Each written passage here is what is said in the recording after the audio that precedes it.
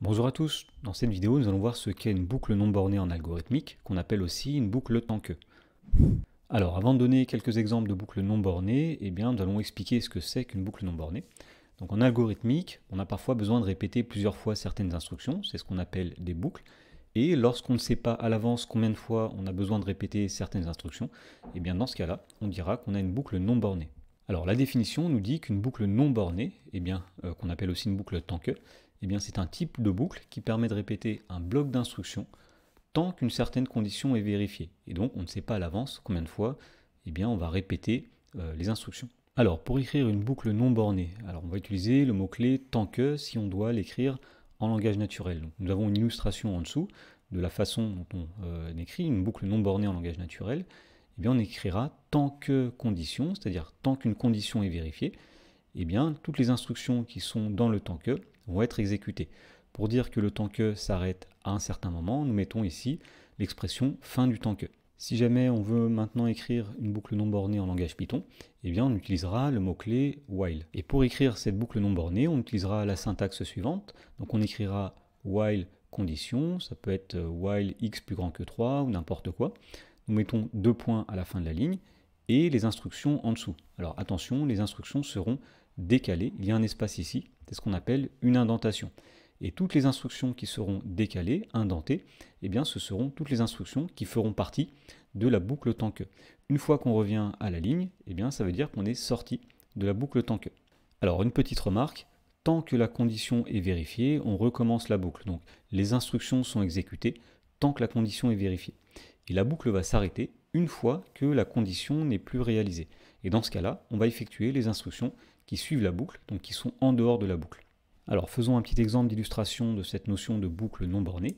Imaginons qu'on souhaite afficher tous les nombres pairs entre 0 et 10, donc les nombres pairs inférieurs ou égaux à 10. Alors on va utiliser une boucle tant que, a priori on ne sait pas combien de fois on va répéter ces instructions.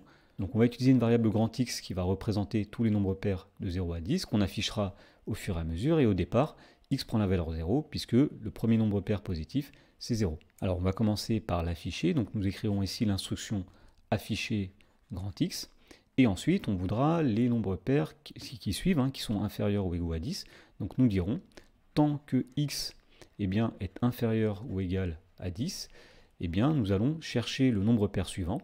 Donc pour avoir le nombre pair suivant, il suffit de lui ajouter 2. Donc on dira que x prend la valeur x plus 2. Et on va afficher ce nombre-là, donc on va mettre afficher grand X, et ça marquera la fin de la boucle tant que. Et donc ici, si on comprend ce qui se passe, au départ, x prend la valeur 0, donc on affiche x, on affiche 0, et on va dire tant que x est plus petit ou égal à 10, alors est-ce que 0 est inférieur ou égal à 10? Oui. Donc dans ce cas-là, la variable grand X va prendre la valeur x plus 2, c'est-à-dire 0 plus 2. Donc x faudra 2. On va afficher la valeur de x, c'est-à-dire qu'on va afficher 2. Et on va retester la condition est-ce que 2 est plus petit que 10, puisqu'on fait tant que x est inférieur ou égal à 10.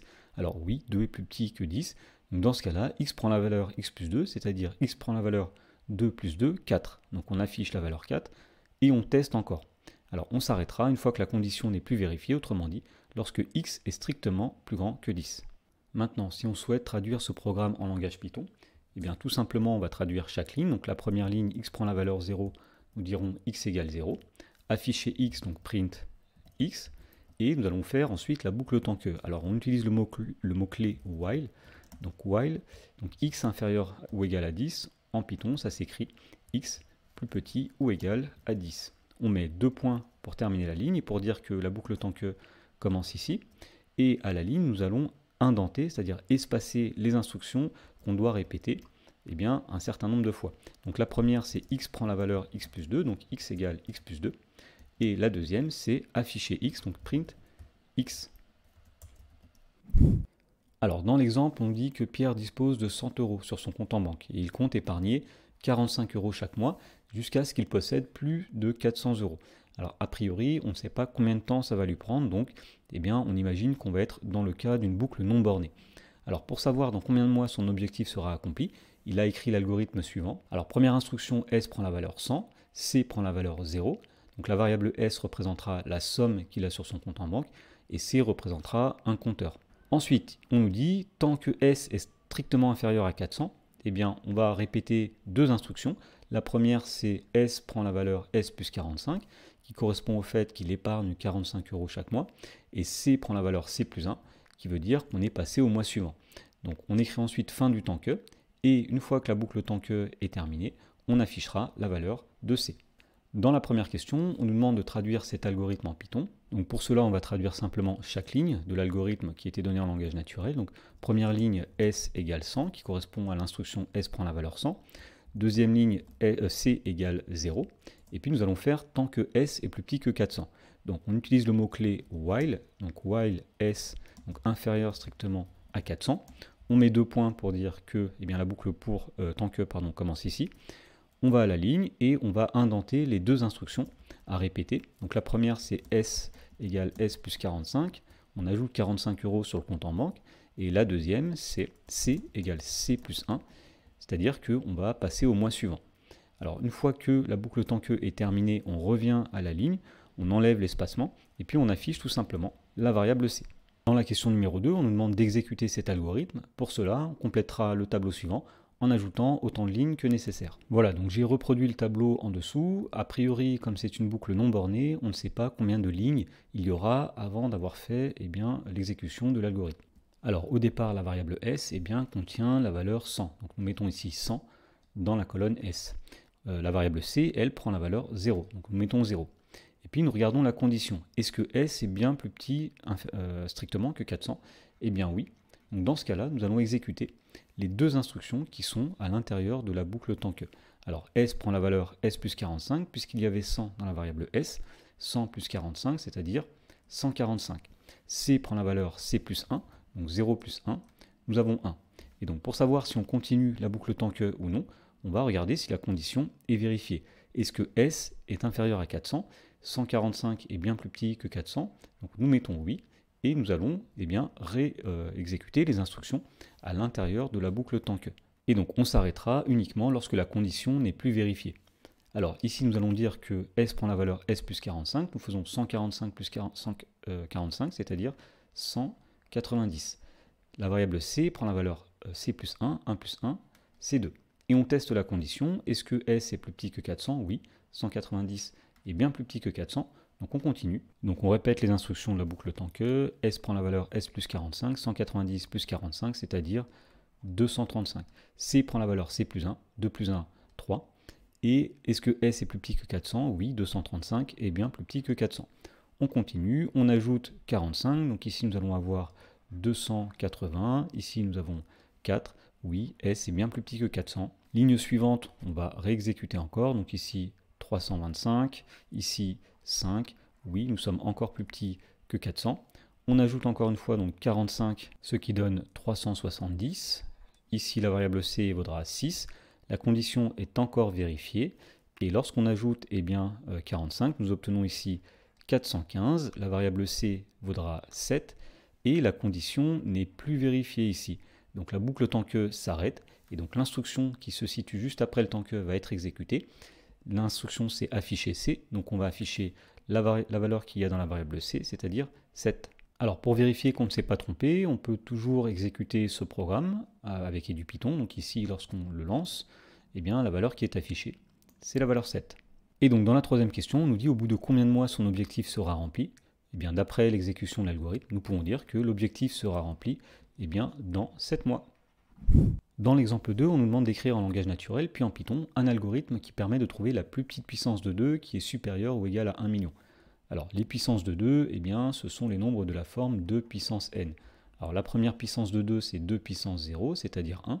La deuxième puissance de 2, c'est 2 puissance 1, c'est-à-dire 2.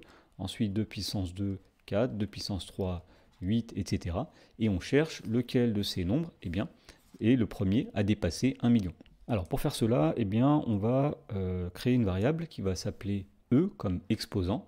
Donc la variable e au départ vaut 0, puisqu'on va calculer 2 à la puissance 0. Et puis on va dire que tant que 2 à la puissance e est plus petit que 1 million, dans ce cas-là, on va regarder l'exposant suivant. Donc on va dire que la variable e prend la valeur e plus 1. Et ici, on va arrêter la boucle tant que, donc fin du tant que. Et à la fin, si on veut la puissance de 2, la première qui a dépassé 1 million, Eh bien tout simplement, on va afficher 2 à la puissance e. Alors si on exécute ce programme, donc au départ e prend la valeur 0, 2 puissance 0 c'est 1, c'est plus petit qu'1 million. Donc dans ce cas-là, e prend la valeur e plus 1, c'est-à-dire 0 plus 1, donc e vaut 1. On calcule ensuite 2 puissance 1 qui vaut 2, qui est plus petit qu'1 million, donc on continue. On va chercher l'exposant suivant, donc e prend la valeur e plus 1, c'est-à-dire 1 plus 1, 2, et on va calculer 2 puissance 2. 2 puissance 2 c'est 4, c'est plus petit qu'1 million, donc on va regarder l'exposant suivant, donc e prend la valeur 2 plus 1, c'est-à-dire 3, etc. Et on s'arrêtera lorsque 2 puissance e eh bien, a dépassé 1 million, et c'est la valeur que l'on affichera. Alors pour traduire en Python cet algorithme, on va tout simplement traduire chaque ligne. Donc la première ligne, e prend la valeur 0, e égale 0 en Python. Le temps que, nous dirons while, 2, alors pour la puissance, il faut mettre 2 étoiles ici, et on met e, ça veut dire 2 puissance e. Donc tant que 2 puissance e est plus petit eh bien, que 1 million, eh bien, on va dire que la variable e eh bien, va être augmentée de 1. Donc e égale e plus 1. Alors attention, il faut bien respecter ici l'indentation. Et lorsque eh bien, la condition n'est plus vérifiée, nous sortons de la boucle et nous allons afficher eh bien, 7 puissance de 2, c'est-à-dire 2 puissance e. Alors si on exécute cet algorithme en Python, eh bien, nous voyons que nous obtenons la valeur 1 48 576. Donc ça, c'est la plus grande puissance de 2 eh bien, qui a dépassé 1 million. Alors, le problème ici, c'est qu'on ne sait pas c'est 2 puissance combien. Donc, si jamais on voulait connaître l'exposant, il suffirait de modifier ici l'algorithme en affichant e à la fin au lieu de 2 puissance e. Et si on exécute, eh bien, on a la valeur 20. Ce qui signifie que eh bien, la plus petite puissance de 2 qui est supérieure ou égale à 1 million, eh bien, c'est 2 puissance 20. Et effectivement, lorsqu'on fait 2 puissance 20 ici, on obtient 1 48 576.